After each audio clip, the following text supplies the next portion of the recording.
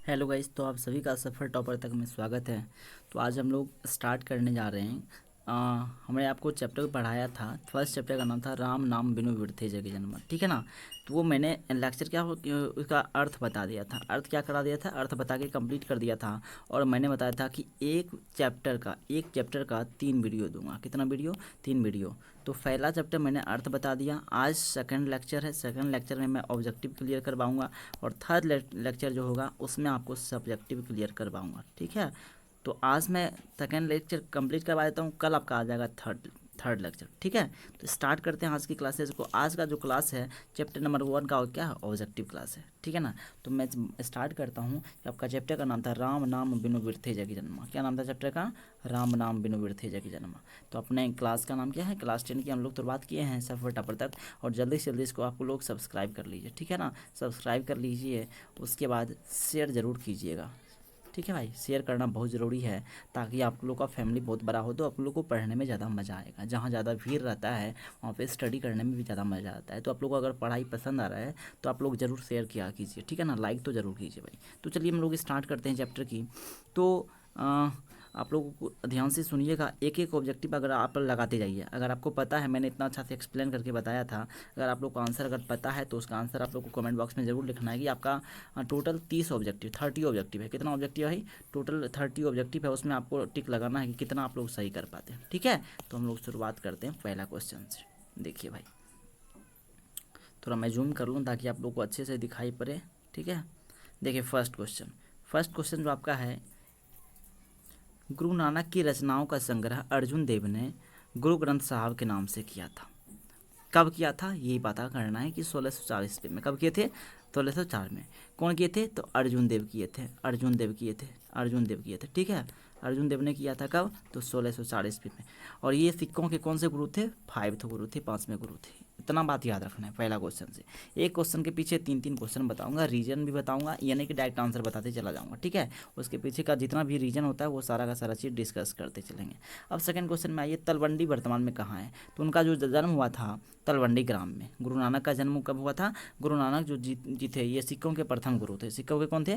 प्रथम गुरु थे। और इनका जन्म जो हुआ था ये तलवंडी में हुआ था। कहाँ पे हुआ था? तलवंडी में। कहाँ इनका जन्म हुआ था? तलवंडी में। और तलवंडी ये पड़ता है लाहौर में, जिला लाहौर में। कहाँ पे? लाहौर में पड़ता है। उसके बाद लाहौर कहाँ पड़ता है? तो पाक में। पाक मतलब होता है पाकिस्तान। कहाँ पड़ता है? पाकिस्तान में पड़ता है। कहाँ पड़ता है ये? पाकिस्तान में। तो याद रखना इतना बात, ठीक है भाई। तो इतना बातें आपको कंप्लीट करके रखना है। आगे देखिए, और ये पड़ता है पाकिस्तान में, ठीक है। तो ऐसा प्रश्न अगर आपके एग्जाम में आ जाए तो आप लोग फटाफट आंसर टिक कर दीजिएगा। कहाँ पे? तो पाकिस्तान में। तलवंडी वर्तमान में कहाँ पे? पाकिस्तान में है। आगे सुनिए, वर्णाश्रम और कर्मकांड का विरोध किसने किया था? तो वर्णाश्रम व्यवस्था और कर्मकांड का विरोध किया था ये गुरु नानक ने। गुरु नानक जो थे ये नानक जी, गुरु नानक जी ये सिक्कों के कौन से गुरु थे? प्रथम गुरु थे। कौन से गुरु थे? ये प्रथम गुरु थे। आगे चलिए, गुरु नानक ने किस भाषा में कविताएं लिखी थी? तो ये 2 भाषा में कविता लिखी थी। कितना भाषा में? 2 भाषा में। पहला था हिंदी और दूसरा था पंजाबी। पहला हिंदी और दूसरा पंजाबी। तो आंसर टिक करिए, कहाँ पे है? देखिए, पंजाबी, हिंदी, उर्दू तो नहीं किए थे। ये हो जाएगा ए और बी। आंसर टिक कर दीजिए डी में, ठीक है। आंसर टिक करना है, क्या हो जाएगा आंसर? डी में आंसर टिक कर देना है। आगे चलिए, अब पांचवा प्रश्न है आपका, सिख धर्म के पास में प्रथम गुरु, सॉरी यहाँ प्रथम गुरु होना चाहिए, कौन थे? सिख धर्म के प्रथम गुरु कौन थे? तो गुरु नानक जी। प्रथम गुरु का नाम क्या था? गुरु नानक जी।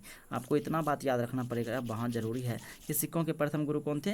ये गुरु नानक जी प्रथम गुरु थे। प्रथम गुरु कौन थे? गुरु नानक जी। और ये पूछेगा 5वां गुरु कौन थे? अर्जुन देव। 5वां गुरु का नाम क्या था? अर्जुन। प्रथम गुरु था गुरु नानक। गुरु नानक, एक बार मैं पूरा का पूरा कंप्लीट करा देता हूँ। गुरु नानक, उसके बाद 5वां कौन था? 5वां था अर्जुन देव। कौन थे? अर्जुन देव थे 5वां। उसके बाद पूछेगा 10वां कौन है? तो गुरु गोविंद सिंह। गुरु गोविंद सिंह। गुरु गोविंद सिंह कहाँ के थे? इनका जन्म पटना में हुआ था। और खालसा पंथ के संस्थापक कौन थे? गुरु गोविंद सिंह थे। इतना ऑब्जेक्टिव याद रखना है, ठीक है। आगे बढ़िए, 6 नंबर प्रश्न है। 6 नंबर जब प्रश्न में आइएगा तो यहाँ कहते हैं, तो ये हो जाएगा सिख धर्म के प्रथम गुरु कौन थे? तो ये गुरु नानक, याद रखना है। राम नाम के कीर्तन पर किसने जोड़ दिया था? तो राम नाम के कीर्तन पर गुरु नानक जी ने क्या कर दिया था? जोड़ दिया था। ये कंप्लीट हो गया। नारियों के उचित स्थान दिलाने के लिए आवाज़ बुलंद किसने किया था?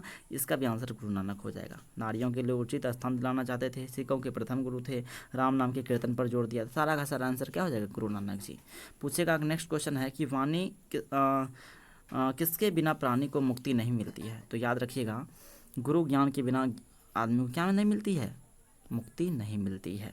किसके बिना प्राणी को मुक्ति नहीं मिलती है, तो गुरु ज्ञान के बिना आदमी को मुक्ति नहीं मिलती है। किसके बिना इस संसार में जन्म लेना बेकार है, तो राम नाम के बिना यह संसार में जन्म लेना क्या है, व्यर्थ है, बेकार है। आप पूछेगा इनकी 4 रचना फेमस है, कितनी रचना, 4 रचना, 4 को रचना फेमस है, चारों का मैं नाम यहाँ पे लिख देता हूँ, ठीक है। देखिए पहला 4 रचना 4 था इनका, इनकी कितनी रचनाएं था, 4 रचना है। पहला रचना का नाम है जप्पू जी, क्या नाम है, जप्पू जी। दूसरा है आशा दीवार, दूसरा रचना का नाम क्या है, आशा दीवार, दीवार। उसके बाद है रही रास, तीसरा का नाम क्या है, रही रास, रही रास। उसके बाद चौथा रचना का नाम है सोहिला, क्या नाम है, सोहिला। ये चारों रचना का लेखक कौन है, गुरु नानक जी, गुरु नानक जी चारों रचना के लेखक हैं, ठीक है। इस प्रकार से आप याद इसको रख सकते हैं। आगे आइए देखिए दूसरे प्रश्न को देखते हैं। अब यहाँ पे हो गया, यहाँ पे आपका कंप्लीट हो गया। तो पूछेगा प्रश्न, अगर आपको एग्जाम में पूछेगा जप्पू जी, आशा दीवार और रही रास के लेखक कौन है, तो आपको बता देना क्या हो जाएगा, जप्पू जी, आशा दीवार और रही रास के लेखक कौन हो जाएंगे, तो इसका लेखक का नाम हो जाएगा गुरु नानक जी, ठीक है। जप्पू जी, आशा दीवार और रही रास के लेखक कौन है, गुरु नानक जी। इसके लेखक कौन है, गुरु नानक जी हो जाएगा, आंसर टिक कर दीजिएगा, ठीक है। तो इसका हो जाएगा आंसर गुरु नानक जी। आगे आइए 11वें प्रश्न पे हम लोग आते हैं। अब चलते हैं, बस मैं दूसरा PDF ले लूँ भाई, इसमें 10 ही क्वेश्चन था और 11 से 20 तक मैं दूसरा PDF ले लेता हूँ तब तक, उसके बाद चलेंगे तीसरे PDF की ओर, ठीक है। आइए देखिए भाई, थोड़ा तो इसको मिटाना पड़ेगा भाई, सॉरी, 1 मिनट और लेना पड़ेगा आपका, 1 मिनट और भाई। ये तो डिलीट भी नहीं होगा यहाँ से, इसको हटाना ही पड़ेगा बगल में। अब चलिए यहाँ से मैं दूसरा PDF लेता हूँ। बस अभी नए नए हैं तो PDF ये सब वगैरह में बड़ा टाइम लग जाता है भाई, सॉरी इसके लिए, मैं सीख रहा हूँ, प्रयास कर रहा हूँ इस सब चीज़ के बारे में। अब चलिए 11 नंबर प्रश्न में, बस थोड़ा सा और कष्ट है, उसके बाद तो कोई दिक्कत नहीं। चलिए आप 11 नंबर प्रश्न कहता है कि बताइए भाई कि क्या कहते हुए नानक ने अपना प्राण त्याग दिए थे, क्या कहते हुए उन्होंने अपना प्राण त्यागा था, तो वाह गुरु, ये सिख धर्म थे तो ये क्या बोलते हैं, वाह गुरु।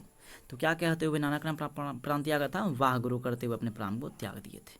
और कहते हैं कि इनकी जो मृत्यु हुई थी कब हुआ था, 1539 में। मृत्यु कब हुआ था, 1539 में हुआ था। जन्म कब हुआ था, 1469 में हुआ था। कहाँ हुआ था, तो तलवंडी ग्राम जिला लाहौर में, अब कहाँ पड़ता है, पाकिस्तान में। इतनी बातें याद रखना है। गुरु नानक की रचनाओं का संग्रह किस नाम से प्रसिद्ध हुआ था, तो याद रखिएगा कि प्रसिद्ध हुआ था गुरु ग्रंथ साहब के नाम से। और किन्होंने रचना किया था, तो गुरु अर्जुन देव ने। ये सिखों के 5वें गुरु थे। कौन गुरु थे, 5वें गुरु थे, 5th गुरु थे। गुरु नानक की मृत्यु यहाँ पे देखिए 1539 में, ठीक है, 1539 में। कब हुआ था इनकी मृत्यु, 1539 ईस्वी में इनका क्या हो गया, देहांत हो गया था। याद रखिएगा 1539 में। राम नाम बिनु बिरथे जग जन्मा, यह पंक्ति किस दास की है, किसकी रचना है, तो याद रखिएगा ये रचना जो है गुरु नानक की है। किसकी रचना है ये, गुरु नानक की। पूछेगा वाणी कब विष के समान हो जाती है, तो वाणी तब विष के समान हो जाती है जिस वाणी से राम का नाम का जाप नहीं किया जाता है। तो राम नाम के बिना वाणी किसके समान हो जाता है, विष के समान हो जाता है। राम नाम के बिना वाणी किसके समान हो जाता है, विष के समान हो जाता है। इतनी बातें आपको याद रखना पड़ेगा, ठीक है। इतनी बात अगर आप याद रखते हो तो एक भी ऑब्जेक्टिव छूटेगा नहीं। ऐसा भी प्रश्न आ जाए आपसे एग्जाम में, छूटने वाला वो है नहीं, ठीक है।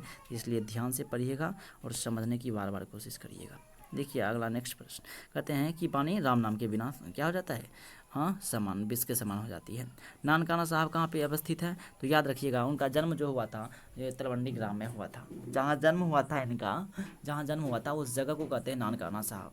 तो तलवंडी ग्राम पाकिस्तान में है, तो नानकाना साहब उस जगह को कहते हैं जहाँ इनका जन्म हुआ था। तो वो भी कहाँ पड़ेगा, पाकिस्तान में पड़ेगा। तो ये भी लाहौर पाकिस्तान में है। गुरु नानक ने किन्हें सम्मान दिया था, तो याद रखिएगा स्त्री को सम्मान दिया था। गुरु नानक ने किसको सम्मान दिया था, स्त्रियों को सम्मान दिया था गुरु नानक ने। नेक्स्ट क्वेश्चन पे आइए, कौन पहले संत हैं, कौन पहले संत हैं जिन्होंने विदेशी आक्रमणकारियों के विरोध में आवाज़ उठाया था। तो विदेशी आक्रमणकारियों के विरोध में आवाज़ उठाने वाले प्रथम गुरु थे वो गुरु नानक जी थे। कौन थे, गुरु नानक जी थे। नेक्स्ट क्वेश्चन पे आइएगा 29 क्वेश्चन पे, और ये क्वेश्चन बहुत ही खतरनाक क्वेश्चन है। कहते हैं जो नर दुख में दुख नहीं माने किस लेखक की कृति है, तो ये भी हो जाएगा आपका गुरु नानक, ठीक है। तो ये हो गया। और लास्ट 20 नंबर क्वेश्चन आइए इस PDF का, गुरु नानक का कथन किस कवि के कथन से मिलता है? तो याद रखिएगा ये हो जाएगा आपका कालिदास। क्या हो जाएगा आंसर इसका? कालिदास। कालिदास के कथन से मिलता है। ठीक है, एग्जैक्ट आंसर इसका आंसर पता नहीं है भाई, लेकिन आंसर इसका क्या हो जाएगा भाई? कालिदास। एक बार देख लीजिएगा इस प्रश्न को, 20 नंबर क्वेश्चन को आंसर देख लीजिएगा, 20 का आंसर क्या हो जाएगा? आंसर तो बी ही होना चाहिए, कालिदास। ठीक है, अब यहाँ पे आपको अगर समझ में आ गया तो बोलिए भाई। ठीक है, तो यहाँ तक हो गया। अब चलते हैं तीसरे PDF की ओर। तीसरे PDF की ओर चलते हैं और देखते हैं तीसरे PDF में टोटल क्वेश्चन आप कितना मार पाते हैं। 10 क्वेश्चन और है आपका, और इसके बाद ये हो जाएगा आपका कंप्लीट। और उसके बाद हमको लास्ट में बताइएगा कि आपने कितना इस कंप्लीट किया था। ठीक है, अगर आपसे बना था क्वेश्चन तो आप लोग बताइएगा सर हमने क्वेश्चन बहुत सारा क्वेश्चन टच किया है, और जो जो प्रश्न आपसे बन गया उसके बारे में बताइएगा सर मेरा इतना सही हुआ, इतना सही हुआ, आपको बताना है कमेंट बॉक्स में। ठीक है भाई, तो अब चलते हैं हम लोग नेक्स्ट। ठीक है, और इसमें बताइए 10 प्रश्न यहाँ भी आपके दिया गया है, और इसको सॉल्व करके बताइए कि इसका आंसर क्या होगा। और 21 नंबर क्वेश्चन है, आपको बताया गया है कि गुरु नानक का जन्म कब हुआ था? अभी तुरंत मैंने बताया था, गुरु नानक का जन्म 1469 में तलवंडी ग्राम जिला लाहौर में हुआ था। 1469 में तलवंडी ग्राम जिला लाहौर में हुआ था। इतनी बातें याद रहेगा, इतनी बातें आपको याद करके रखना है। इतनी बातें अगर याद रहती है तो आपसे प्रश्न एग्जाम में एक भी नहीं छूटेगा। गुरु नानक का जन्म कहाँ हुआ था? तो याद रखिएगा तलवंडी ग्राम जिला लाहौर में, पाकिस्तान में पड़ता है। ये आपका आंसर डी हो जाएगा, 22 का डी हो जाएगा। 23 में आइए, कहते हैं गुरु नानक के पिताजी का नाम क्या था? तो हम मैं एक बार और कंप्लीट करवा देता हूँ बढ़िया से, ताकि आपको कोई टेंशन ना हो। देखिए, पहला पूछेगा गुरु नानक के बारे में पहला प्रश्न पूछेगा। गुरु नानक प्रथम गुरु थे। गुरु नानक कौन थे? प्रथम गुरु थे, ये प्रथम गुरु थे, फर्स्ट गुरु थे। उसके बाद पूछेगा इनके पिता का नाम क्या था? तो याद रखिएगा कालू चंद खत्री। क्या नाम था? कालू चंद्र खत्री। कालू चंद्र खत्री पिता का नाम था। माता का नाम क्या था? तृप्ता। माता का नाम क्या था? माता का नाम तृप्ता था। माता का नाम तृप्ता था। पत्नी का नाम क्या था? पत्नी का नाम था सुलक्षणी। पत्नी का नाम क्या था? कुलक्षणी नहीं बोलना भाई, कुलक्षणी नहीं बोलना है, कुलक्षणी नहीं बोलना है, क्या बोलना है? सुलक्षणी। पत्नी का नाम क्या है? सुलक्षणी। पत्नी का नाम कोई पूछेगा तो याद रखना है सुलक्षणी। उसके बाद जन्म कहाँ हुआ था? तलवंडी ग्राम जिला लाहौर। तलवंडी ग्राम जिला लाहौर में, जो आप कहाँ पड़ता है? लाहौर आपका पाकिस्तान में। और जहाँ पे इनका जन्म हुआ था वो नानकाना साहब कहलाता है। नानकाना साहब कहलाता है जहाँ पे इनका जन्म हुआ था। ठीक है, तो इतना बातें याद रखना है। आगे आइए मैं बताता हूँ आपको। ये तो हो गया, ये मैं अपना PDF ले लूँ भाई।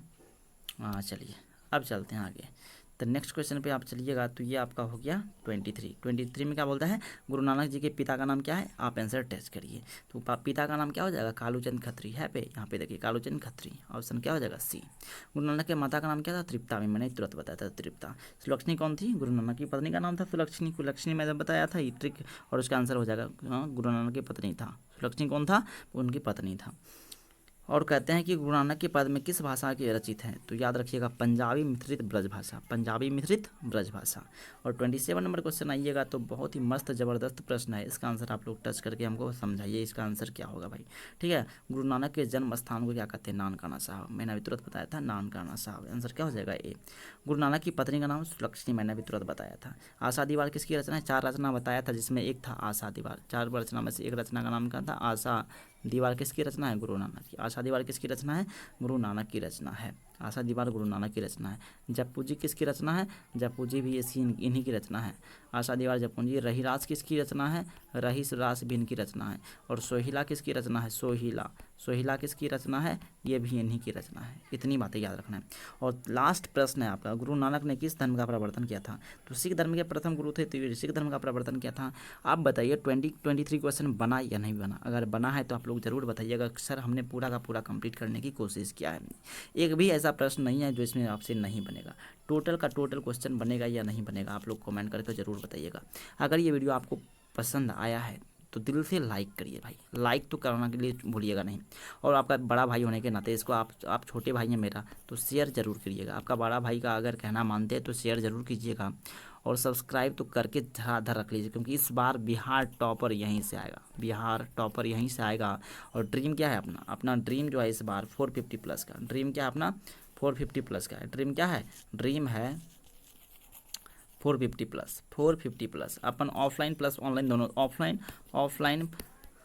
ऑफलाइन प्लस ऑनलाइन दोनों क्लास चलता है ऑनलाइन। और देखते हैं इस बार जो हमारे स्टूडेंट हैं वो ऑफलाइन वाला आगे होता है या ऑनलाइन वाले। इस बार जो हमारा स्टूडेंट है देखते हैं कौन आगे होते हैं, या तो ऑफलाइन वाले होइएगा या ऑनलाइन वाले। इस बार तो मेरे ऑफलाइन का जो स्टूडेंट था 444 मार्क्स लाया था, 444 मार्क्स लाया था, जो अपना स्कूल टॉपर बना था, स्कूल टॉपर बना था, स्कूल टॉपर बना था। क्या आप लोग टॉपर बनने के लिए तैयार हैं? टॉपर बनने के लिए तैयार हैं? तो टॉपर बनने के लिए अगर तैयार हैं तो फटाफट कमेंट बॉक्स में बताइए कि सर हम भी टॉपर बनेंगे। तो आप लोग लगातार बने रहिए। संस्कृत, हिंदी, हिंदी व्याकरण, जितने भी ट्रिक्स ट्रिप होते हैं हर चीज़ मैं आपको दूंगा, ट्रिक भी दूंगा, टिप्स भी दूंगा, और कैसे क्वेश्चन को सॉल्व करना है चुटकियों में वो भी मैं बताऊंगा। तो जुड़े रहिए मेरे चैनल से, सफर टॉपर तक सब्सक्राइब करके ज़रूर रखिएगा। मिलते हैं नेक्स्ट वीडियो में, तब तक के लिए जय हिंद, जय भारत।